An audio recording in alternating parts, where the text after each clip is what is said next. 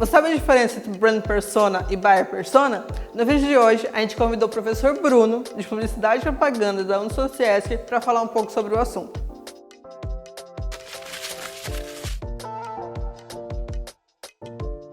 A Brand Persona é uma forma da gente conseguir unificar a linguagem de uma marca. Então ela serve para que a marca não seja incoerente nos diversos meios onde ela se comunica com o público.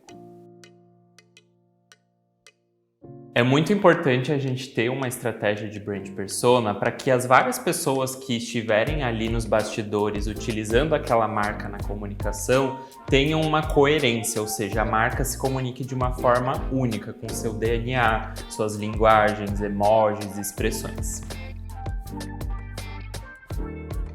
É muito importante que a gente entenda o DNA dessa empresa. Se ela é mais séria, é importante que a Brand Persona ela contemple a imagem de um personagem um pouco mais contido, que não seja tão informal, tenha uma comunicação um pouco mais para esse lado da seriedade. Já se eu preciso impactar o público jovem, eu sou uma marca mais jovem, eu posso ter mais liberdade para usar expressões desse público e tudo mais.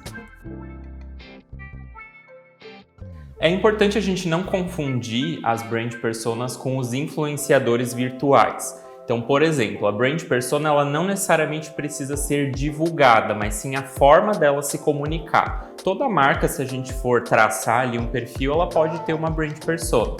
Agora, muitas marcas acabam investindo na questão de influenciadores virtuais, como é o caso da Lu, do Magazine Luiza, e até da Casas Bahia, que lançou um personagem também para se aproximar do público gamer.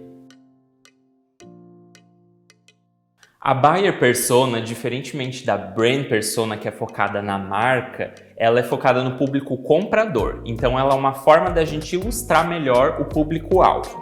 Em vez da gente ter uma forma mais generalista de definir o público, como homens e mulheres de 18 a 25 anos que moram em Joinville, a gente cria personagens. Então esses personagens eles representam um grande público-alvo, um grupo dentro desse público, e a gente consegue estudar um pouco melhor as questões de personalidade, comportamentos, interesses. Então nós criamos personagem com uma cara, uma idade específica e todos esses traços para se aproximar desse público.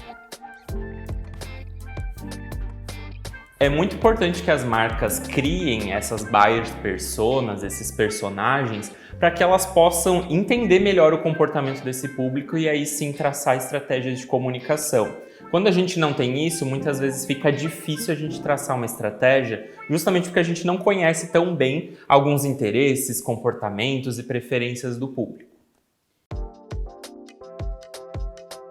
A etapa de pesquisa é muito importante, então eu preciso conhecer o público. Eu posso fazer isso através de entrevistas em profundidade, 1 a 1, através de um grupo focal, através de questionários com análise de dados.